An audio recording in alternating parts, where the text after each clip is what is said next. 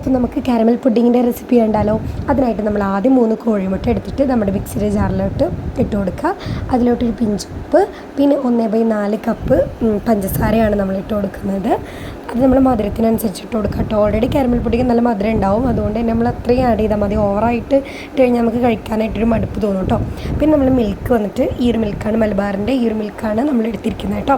ഇതിലോട്ട് നമുക്കൊരു teaspoon vanilla essence കൂടി ചേർത്തോട്ട് നന്നായിട്ട് ബ്ലെൻഡ് ചെയ്തെടുത്തിട്ട് മാറ്റി വയ്ക്കാം കേട്ടോ.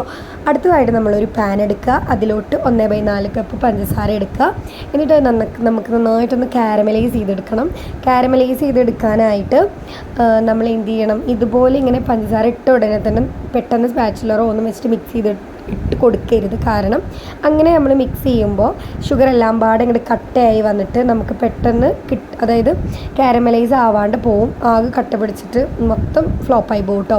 അതുകൊണ്ട് നമ്മൾ എന്ത് ചെയ്യുക, ഒന്ന് നന്നായിട്ടൊന്ന് മെൽറ്റായി വന്നതിന് ശേഷം ഒന്ന് നന്നായിട്ടൊന്ന് മിക്സ് ചെയ്ത് കൊടുക്കുക. അങ്ങനെ മിക്സ് ആകുമ്പോൾ നമ്മൾ മെൽറ്റാവാത്ത ഷുഗറൊക്കെ പാടെ ഒന്ന് മെൽറ്റായി കിട്ടും. ഇനി നമ്മൾ ഇതുപോലെ ഒരു ടിന്നിലാട്ടോ, ഞാൻ ടിന്നല്ലതൊരു പാത്രമാണ്, ഇതിലാണ് ഞാൻ എന്ത് ചെയ്യുന്നത്, ഉണ്ടാക്കിയെടുക്കുന്നത്. അപ്പോൾ ഈ ഒരു പാത്രത്തിലോട്ട് നമ്മൾ ഈ ഒരു കാരമൽ ഒഴിച്ച് കൊടുത്തിട്ട് 4 പുറത്തേക്കും നന്നായിട്ട് സ്പ്രെഡ് ചെയ്ത് കൊടുക്കാം. എന്നിട്ട് സ്പ്രെഡ് ചെയ്തതിന് ശേഷം നമ്മൾ ഒറ്റ സെക്കൻഡ്, ഒരു 2-3 സെക്കൻഡ്, ഒരു സെക്കൻഡ് എന്ന് പറയാൻ പറ്റില്ല, 2-3 സെക്കൻഡ് നമ്മളൊന്ന് വെയിറ്റ് ചെയ്ത് കഴിഞ്ഞാൽ ഇതിങ്ങനെ ഒട്ടിപ്പിടിക്കാണ്ട് നമ്മുടെ കയ്യിൽ ഒന്നും ഒട്ടാത്തൊരു ടെക്സ്ചറാവും.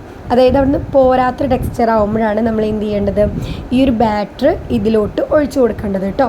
നമ്മൾ ഈ ഒരു ബ്ലെൻഡ് ചെയ്ത് വെച്ചിട്ടുള്ള ഈ ഒരു ബാറ്റർ നമ്മൾ ഇതിലോട്ട് ഒഴിച്ചു കൊടുക്കുകയാണ്. നിങ്ങൾ പ്രത്യേകം ശ്രദ്ധിക്കണം, ഇതെന്ത് ചെയ്യരുത്, നമ്മൾ കയ്യിൽ പോലും ഒട്ടാത്ത രീതിക്ക് ആവണം കേട്ടോ. അല്ലെങ്കിൽ നമ്മൾ ഇത് ഒഴിക്കുമ്പോൾ എന്താവും, മൊത്തത്തിൽ മിക്സായിട്ട് നമുക്കൊരു കറക്റ്റ് പുഡിങ്ങിൻ്റെ ടെക്സ്ചർ നമുക്ക് കിട്ടില്ല. അപ്പോൾ ഇങ്ങനെ നമ്മൾ ആ ബാറ്റർ ഫുൾ ഈ ഒരു ടിന്നിലേക്ക് ഒഴിച്ചിട്ടുണ്ട്. ഇനി നമുക്ക് ഇതേപോലെ ഒരു സോസ് പാൻ ആവശ്യമുണ്ട്, അതിലായിട്ട് കുറച്ച് വെള്ളം ഒഴിച്ച് കൊടുക്കുക. എന്നിട്ട് ഇതിന് മുകളിൽ നമുക്ക് വെക്കാനായിട്ട് നമ്മൾ ടിന്ന് ഇറക്കി വെക്കാനായിട്ട് ഇതേപോലെ ഒരു പാത്രം, ഞാനൊരു ചോറ്റുപാത്രത്തിന് മൂടിയായിട്ട് വെച്ച് കൊടുത്തേക്കുന്നത്. ഇതുപോലൊരു പാത്രം വെച്ച് കൊടുക്കുക.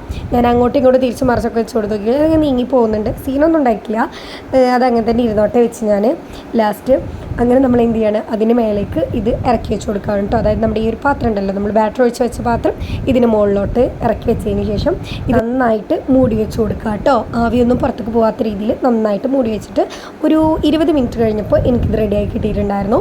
എന്നിട്ട് നമ്മൾ ചൂടാറിയതിന് ശേഷം മാത്രം ഡിമോൾഡ് ചെയ്തെടുക്കുക.